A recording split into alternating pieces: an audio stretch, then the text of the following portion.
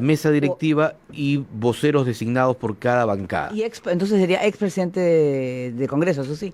O también continúa. Yo creo que continúa como presidente de la Comisión De la Comisión Permanente Permanente. del Congreso, pero vamos Mejor, vamos a que a nos un cuente experto. un experto, un exministro de Justicia, un jurista, un catedrático, un docente que está con nosotros. Se trata del doctor Aldo Vázquez, como decíamos, exministro de Justicia, para que nos oriente desde la perspectiva legal y nos dé también su punto de vista. Muy buenos días, bienvenido. Encantado de saludarlos, Paola, Ricardo, un gusto. Bueno, complicada la situación. Sí, es una situación, por supuesto, que lamentamos todos, que hayamos llegado a este punto extremo de enfrentamiento entre dos poderes del Estado. Por supuesto que esta es una situación que debió haberse evitado, se ha venido incubando durante 3 años y bueno, y ahora estamos ante un hecho político y frente al cual tenemos que buscar salidas de un modo prudente, de un modo ponderado, de tal manera que podamos recobrar plenamente las vías institucionales como corresponde. Claro, ahora será ya la Comisión Permanente pues quien va a tener que seguir sesionando, pero ¿qué pasa si el Congreso insiste y puede tener una actitud quizás se puede decir de rebelión o rebeldía frente al presidente Martín Vizcarra?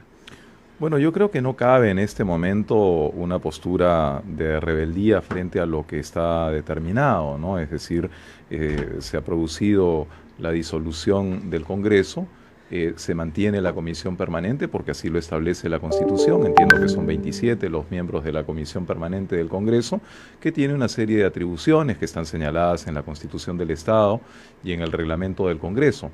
Y es a la comisión permanente del Congreso a la que el Poder Ejecutivo debe dar cuenta de sus actos de gobierno. Es decir, el gobierno debe, cada decreto de urgencia que pueda emitir, que es a través de los cuales se va a legislar durante estos meses, debe dar cuenta a esta comisión permanente que de alguna forma hace de contrapeso frente al Poder Ejecutivo. Es decir, en el Perú esta situación está prevista por la Constitución del Estado. Por cierto, no estamos ante un golpe de Estado, no ha habido una intervención al Poder Judicial, ni a los gobiernos regionales, ni a la Contraloría General de la República, ni al Ministerio Público. Entonces hay un espacio todavía de relación entre el Poder Ejecutivo y el Legislativo que tiene, por cierto, que mantenerse con la mayor altura. Una precisión, doctor, ¿en qué casos el gobierno va a tener que dictar decretos de urgencia?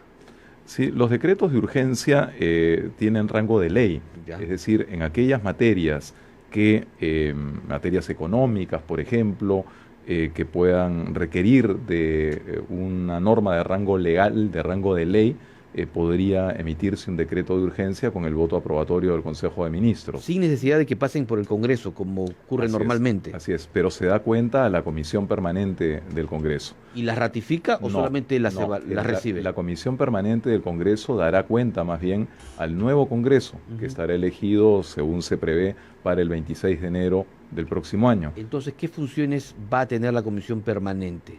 Bueno, hay básicamente funciones, digamos, administrativas respecto de del Congreso, del personal del Congreso, porque algunas de las atribuciones que le señala la Constitución, como por ejemplo designar representantes ante el banco, al directorio del Banco Central de Reserva o la Contraloría General de la República, en este momento no son prioridad porque estos Claro. están designados, ¿no?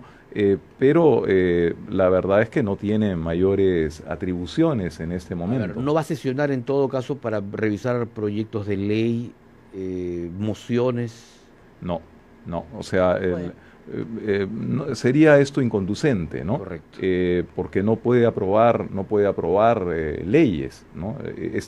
Las normas con este rango las promulga el Poder Ejecutivo y se llaman decretos de urgencia y así están establecidos en la Constitución del Estado. O sea, se van a reunir, por ejemplo, en la sede del Parlamento, Sí, por supuesto, por todo, supuesto. y van a tener con trabajadores Así sus es. asesores, y todo, ellos son los únicos que van a seguir laborando en los próximos 3 meses, por lo menos. Así es, por supuesto, les corresponde además, porque así está establecido en la Constitución del Estado. Ellos no han dejado de ser congresistas, aun cuando el Congreso esté disuelto, porque son miembros de la Comisión Permanente. Los 27 integrantes. Los solamente, 27 integrantes de la que Comisión son los únicos que Permanente. van a continuar con las mismas prerrogativas que tenían hasta la medianoche última el resto de Así es, congresistas. conservan sus prerrogativas, es verdad. Ujú. Entre ellos, por ejemplo, la seguridad, digamos también asesores y todo ello. Sí, Y el pasaporte diplomático. así es, porque son altos dignatarios del Estado, es verdad, ¿no? La disolución del Congreso, su consecuencia fundamental, pues, es que no van a poder operar las comisiones ordinarias, no hay un pleno del Congreso que pueda aprobar una legislación ordinaria, ¿no? Podría eventualmente también la Comisión Permanente, porque el reglamento del Congreso establece también algunas otras atribuciones, podría pedir informes a los sectores, podría eventualmente incluso convocar algunas autoridades, ¿no? Pero esto está muy delimitado, muy acotado en el reglamento del Congreso. Podrían decir algunos que tendremos entonces durante algunos meses, probablemente 5, un gobierno con superpoderes. Sí, pero sin embargo esos superpoderes tampoco son relativos porque luego se tiene que dar cuenta al nuevo Congreso y el nuevo Congreso podrá Habrá una valorar suerte de comisión revisora. así es, podrá valorar la constitucionalidad o no de las decisiones que se adopten durante este interregno.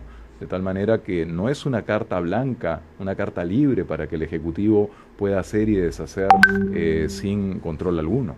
Ahora, el presidente del Congreso, o presidente de la Comisión Permanente, en todo caso sería la denominación en Así adelante de Pedro Lechea, antes de la medianoche ha enviado una carta a la OEA señalando de que de acuerdo a la óptica que tiene él, se ha afectado el orden constitucional. ¿Cuál es el punto de vista suyo respecto al procedimiento que ha seguido el presidente Vizcarra para disolver el Parlamento? Bueno, se trata ciertamente de una situación límite, ¿no?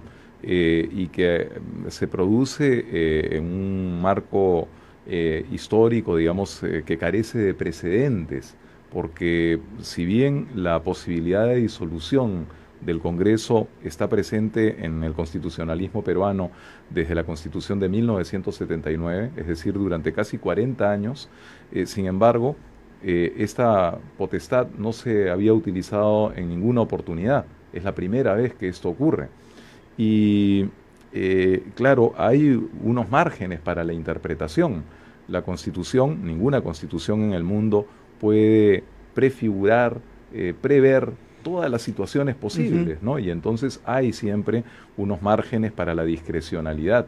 Ya ha sido dicho por otros constitucionalistas, esta es materia opinable, la doctrina no es uniforme al respecto y de hecho en nuestro propio medio los constitucionalistas están divididos. Yo pienso que más que un conflicto constitucional, ese es un conflicto de orden político que debió haber sido atajado oportunamente y que tiene responsables, y sus responsables están fundamentalmente en la mayoría parlamentaria, sin eximir de posibles errores en determinados momentos por parte del Ejecutivo. Pero ahora creo que más que dirimir sobre las culpas de unos y otros, creo que tenemos que buscar la estabilidad del país y garantizar que tengamos unas elecciones transparentes en este lapso que resta hasta enero del próximo año y que prontamente podamos tener un Congreso que sea fruto de la elección popular. A ver, algunos analistas, constitucionalistas, juristas han dicho que otra puerta podría ser la del Tribunal Constitucional para una salida legal a esta crisis política con un presidente, digamos, con poder real y reconocido por las Fuerzas Armadas en Palacio de Gobierno y con una, digamos, presidenta que juramentó ayer también desde el Congreso en calidad de encargada tras aprobarse una moción de suspensión de funciones del jefe de Estado. ¿Es viable o no que este tribunal, cuestionado también por las últimas denuncias, pueda tener una salida legal o sea el más adecuado para, digamos, buscar una solución a toda esta crisis? Sí, esa es una posibilidad que se barajó también hace algunos días, antes de que ocurran los hechos de ayer. Y habría sido también una vía para frenar esta crisis que se ha producido ayer. Hoy me parece ya un poco tarde, porque no tenemos ya un Congreso, tenemos una comisión permanente, y quien podría haber planteado una acción de esa naturaleza era el Congreso de la República. Y hoy día ya no tenemos propiamente un Congreso. Entonces yo veo ahí algunas dificultades incluso de tipo procesal. Pero por otra parte, cualquier decisión que pudiese tomar el Tribunal Constitucional también va a tomar varios meses, y será políticamente poco viable que el Tribunal Constitucional pudiese decidir, por ejemplo, al margen de lo que sea la decisión popular en un proceso electoral abierto y democrático. De modo tal que, si bien es una posibilidad, un escenario posible, que no descarto absolutamente, pero lo encuentro poco viable, ¿no? Uno puede imaginar, en fin, una serie de escenarios, ¿no? Desde la renuncia también pedida ya en días previos, ¿no? Que renuncien ambos, tanto el presidente como la vicepresidenta, de tal manera que se convoque a elecciones generales conducidas desde un gobierno interino por el presidente del Congreso. Son también posibilidades que se han ido dejando pasar, ¿no? Como el adelanto de elecciones. Desgraciadamente los tiempos tienen sus plazos, y estos se cumplen, ¿no? Además, ahora cómo queda también la figura de la vicepresidenta, ¿no? Ella ayer con esta juramentación que hizo frente a una mayoría parlamentaria, en los cuales ella continúa siendo vicepresidenta, no forma parte de la comisión permanente. ¿En qué queda? Ella es vicepresidenta del Perú, sin duda. Porque ¿sigue siendo vicepresidenta? Sin duda, no hay nadie ha cuestionado, digamos, su legitimidad como vicepresidenta. Fue elegida por un periodo de 5 años, conjuntamente con el entonces presidente Kuczynski y el ahora presidente Vizcarra. De modo que eso no está en cuestión. Lo que es digamos, no aceptable es esta juramentación que hizo ayer, ¿no? Porque, claro, primero que la fórmula que se ha usado en el Congreso, que es esta vacancia temporal del presidente de la República, no corresponde a la situación, ¿no? Es decir, esa vacancia temporal está concebida para situaciones de imposibilidad física de ejercer la presidencia. Claro, pero por ejemplo, ¿qué pasa si el presidente tiene que viajar al extranjero? ¿Quién se encarga del despacho? Bueno, debería encargarse la vicepresidenta. A ella le corresponde constitucionalmente. Es complicado, ¿no? Porque ella considera que esta incapacidad, ¿no?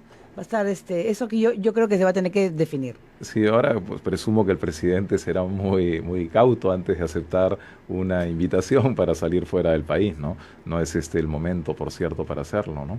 A ver, ya se publicó el decreto Supremo que establece la disolución del Congreso y convoca elecciones para el 26 de enero próximo. Ya los congresistas que no forman parte de la comisión permanente dejaron de ser parlamentarios. Ellos, a las quienes se van a elegir, es solo para completar el mandato hasta el 28 de julio del 2021. Así es. Es decir, van a tener 1 año y meses en funciones. La pregunta es, si los congresistas disueltos van a poder participar en las próximas elecciones del 2021. Bueno, es un tema que está en cuestión. Desde mi punto de vista, no, porque la reforma constitucional que se aprobó mediante referéndum el 9 de diciembre del año pasado establecía la imposibilidad de la reelección en el periodo siguiente, de modo que no correspondería. Sin embargo, el Jurado Nacional de Elecciones es el tribunal electoral en nuestro país, y ante unas candidaturas de congresistas que hayan sido elegidos en este periodo, podría eventualmente interpretar, digamos, la norma constitucional. Yo no estoy de acuerdo con una interpretación de esa índole, pero es el Jurado Nacional de Elecciones al que le corresponde un pronunciamiento sobre el punto. Correcto. En todo caso, sería entonces el jurado y no el tribunal. el Jurado Nacional de Elecciones, que es el competente en materia electoral. Yo, sin embargo, descarto esa posibilidad. No creo que el Jurado Nacional de Elecciones vaya a admitir la pretensión de volver a postular al Congreso cuando ha habido una clara expresión popular en el referéndum de diciembre del año pasado. Perfecto.